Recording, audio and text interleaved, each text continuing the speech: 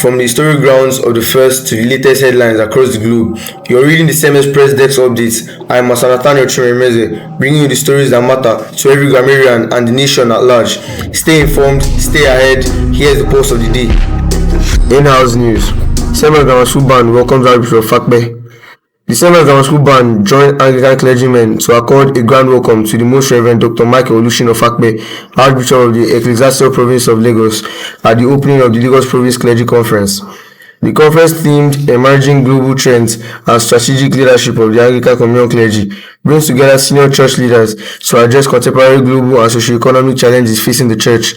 Archbishop Fakbe, who presided over the opening session, emphasized the need for clergy with strong moral values and godly character, urging them to remain salt and light in today's world. As Nigeria's first secondary school, CMS Grammar School reaffirmed its historic bond with the Anglican Church, and its band added color and dignity to the events, creating a reverent atmosphere as the clergy proceeded into the event. CMS Grammar School clinches silver at ISO Invitational Relay. The first and the best has struck again. The CMS Grammar School relay team delivered a masterclass in speed and grit at the International School of Lagos ISL Invitational Relay, securing a prestigious silver medal. Against the usual toughest sprinters, the Grammarians proved their dominance from the first whistle to the final stretch. The victory was defined by clinical basin exchanges and high-octane anchor leg that saw CMS surge past rivals to claim their spots on the podium. Beyond the silverware, our athletes embodied the CMS tradition of discipline and impeccable sportsmanship, proving that excellence in character matches our excellence on the track.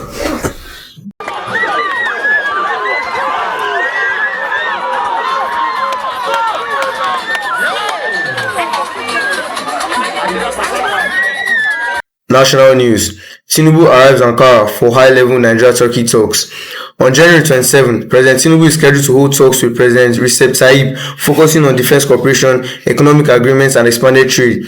Several memoranda of understanding are expected in areas such as energy, scientific research, and media, alongside the Nigeria-Turkey Business Forum. With bilateral trade nearing $900 million, both countries are targeting growth beyond the $1 billion mark. International news. France advances landmark ban on social media for under-15s. France's National Assembly has approved a landmark bill that will ban children under the age of 15 from accessing social media platforms, framing the measure as a response to a growing digital and mental health crisis among young people. The legislation passed by a wide margin, 130 votes to 21, and now moves to the Senate for the final consideration. President Emmanuel Macron has strongly backed the proposal, arguing that children are increasingly exposed to harmful algorithm-driven content. Children's brains are not for sale, he has said, citing concerns over cyberbullying, sleep disruption, and rising anxiety and depression amongst teenagers. Educational and informational platforms, including Wikipedia and open-source coding and learning websites, will remain accessible under the law. Entertainment news. Kendrick Lamar poised for a historic Grammy night. Kendrick Lamar enters this year's Grammy Awards on the verge of making history. The rapper currently has 22 Grammy wins, just 3 behind Jay-Z's record of 25, the most ever by a rapper.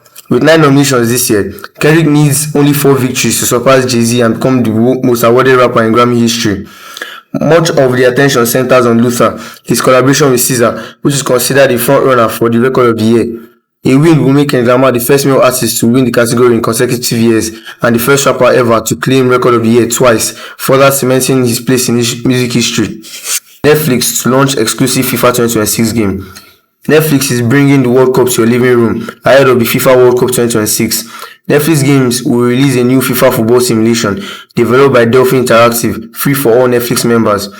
The game promises fast, approachable gameplay, letting fans play solo or online with friends using just a phone as a controller. We want to bring football back to its roots with something everyone can play with just the touch of a button, said Netflix Games President Alain Tascan. FIFA President Gianni Infantino called the project a new era of digital football, while Delphi Interactive highlighted accessibility and fun as core goals. Fans can expect the game on select TVs in certain countries with wider availability planned over time.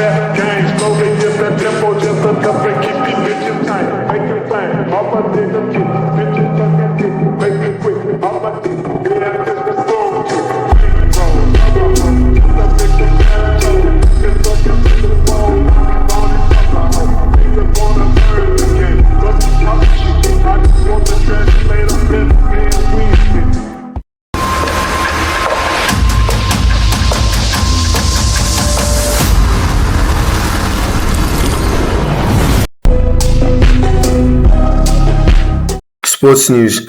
Here are Premier League matches for the week. Manchester United ended Arsenal's home streak with a late Matheus Cunha winner. Despite an own goal lead, the Gunners crumbled to strikes from Mbeumo and Dogu before Cunha's 87th minute decider.